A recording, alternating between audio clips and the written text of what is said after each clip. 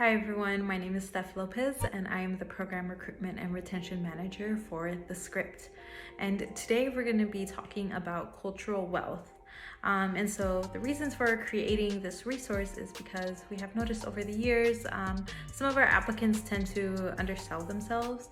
They tend to undervalue their skills when creating their resumes because they don't have any work experience. So we created this resource to challenge that notion and to encourage you to highlight the skills that you do embody. So this comes from an article by Tara Yoso, and it's about cultural wealth, which highlights different types of wealth that communities of color embody. We hope that this resource can help you create a great resume and a strong application. So what is cultural wealth? It's an array of knowledge, skills, abilities, and experiences that are learned and shared by a group of people. It's the values and behaviors that are nurtured through culture, working together to create a way of knowing and being. That community can be your family, or it can also be a larger community with shared or collective experiences throughout your life. So there are 6 types of wealth that we will be covering in this video, and we encourage you to learn about how each one has shown up in your own experience. It is also important to note that these 6 different types of wealth, they work in tandem with one another. We will be talking about some of the skills that come out of these and how you can translate that into the work environment. So why is this important? This is a strengths-based approach to communicating your skills.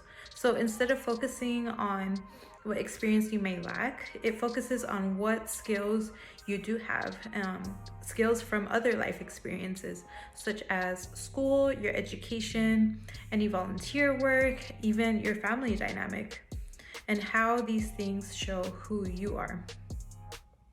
Some of the skills that we will talk about include self-awareness, connectedness, being resourceful, being creative, and having a social justice orientation. We hope that this video will be a helpful tool for you as you complete your application and share how your story and your lived experiences have shaped your skills and your strengths. So as we mentioned, there are 6 types of capital when it comes to cultural wealth. And so the first type of wealth that we're going to be talking about is social capital. So the definition is this uses community resources and the connections that you already have, and also the ones that you are currently building in your network to support your goals. So think about who are the people in your life that are readily available to support you. For example, this could be a coach for a team.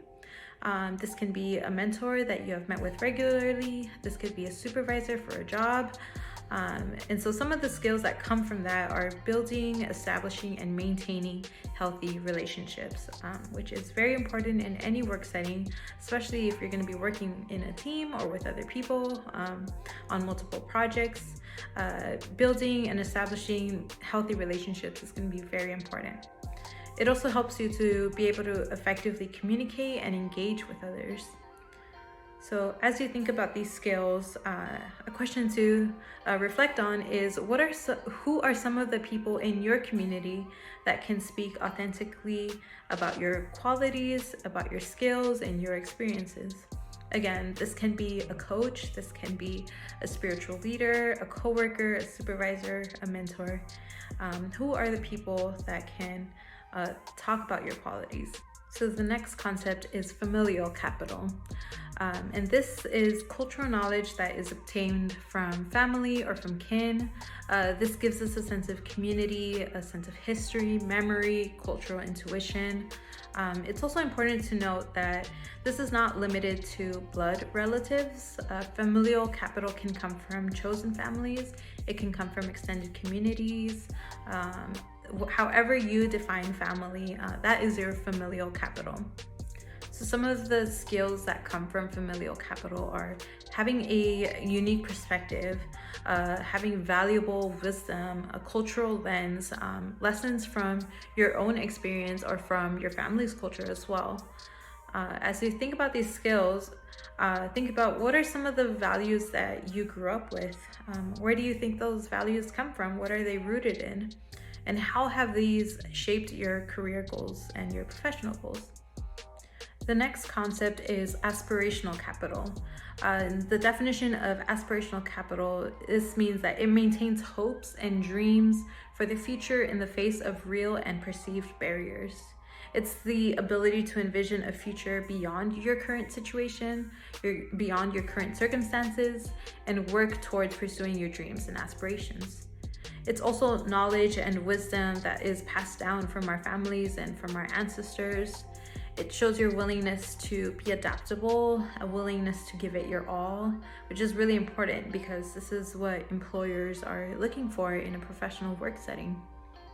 So some of the skills that come from aspirational capital include being goal-oriented, being resilient, being motivated, a go-getter, drive and high expectations for your work.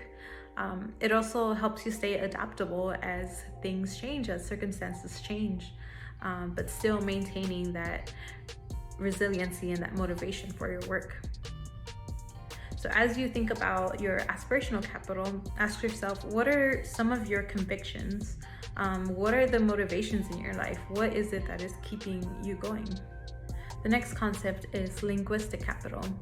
And this is a collection of experiences through language, storytelling, and family tips. This type of capital can be passed down by language and even multiple languages. It can be passed down in the form of wisdom through sayings. In Spanish, we call them dichos. So different types of sayings or proverbs. This comes from our families, our culture, or our extended communities as well. Some of the skills that come from linguistic capital is storytelling, listening, perspective, adaptability, multitasking comprehension, problem solving, decision making.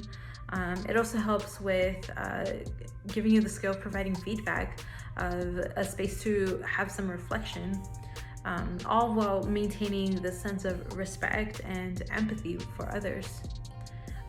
This also helps with the ability to navigate a system using more than one language. So as you think about linguistic capital, ask yourself, what are some of the sayings or pieces of wisdom that have impacted you? What are some of the different audiences that you know how to speak to and that you can connect with? The next concept is navigational capital. And this is the ability to maneuver systems and institutions that historically were not designed to support communities of color. So this means that there are multiple avenues or pathways that have helped you get to where you are today. Not only does this help you move forward individually, it also helps your community as a whole move forward. So an example of what this could look like, that there are other factors that are helping you move forward in your educational and your professional journey. This can be career centers on your campus. It can be an academic advisor helping you choose your classes. It can be an organization that provides access to resources like scholarship opportunities or professional development opportunities. Some of the skills that navigational capital can help you build is problem solving, persistence, multitasking, creativity. It helps with taking initiative. It helps you be resourceful with what is available to you. And this helps build resiliency. It also helps with time management, connecting with others, analyzing situations, and that way you can create goals for yourself. So a question to think about is, in what ways have you practiced resiliency in spaces where you felt that you did not belong or that you felt different? What are some systems or communities of support that have helped you navigate multiple environments? The final concept is resistant capital, and this highlights the skills and knowledge used to resist inequality and push forward. This gives you an opportunity to resist stereotypes that are contrary to your authentic self. So this type of capital empowers you to define yourself in a way that is authentic to who you are, rather than allowing societal stereotypes to define who you are. This is another way that you can break barriers that unfortunately exist in many professional settings. This is the type of capital that pairs well with other capitals such as navigational capital and social capital. As you resist systems of inequality, this is not something that you want to navigate on your own. So think about who are the people that are supporting you? Who are the people that you can rely on? What are some of the resources that are helping you navigate so that you are able to reach your goals? Some of the skills that come from resistant capital are resiliency, being driven, being fearless, being courageous. It helps with building your confidence. It helps with being a pioneer, especially if you are the first in your family or the first in your community to be navigating this, to be pursuing your goals. It helps with staying adaptable. It gives you a diversity of thought. Additionally, it gives this sense of advocacy and a sense of justice. Something to think about as you reflect on the resistant capital in your own experiences. How do you determine for yourself what is worth standing for?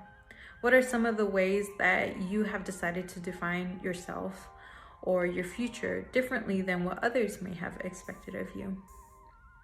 Now that you understand the 6 different types of capital that come from cultural wealth, our hope is that this prompts you to reflect more deeply on the skills that you've acquired from past cultural experiences. We believe that lived experience does matter, and your cultural knowledge absolutely can enhance the quality of any work environment. Thank you.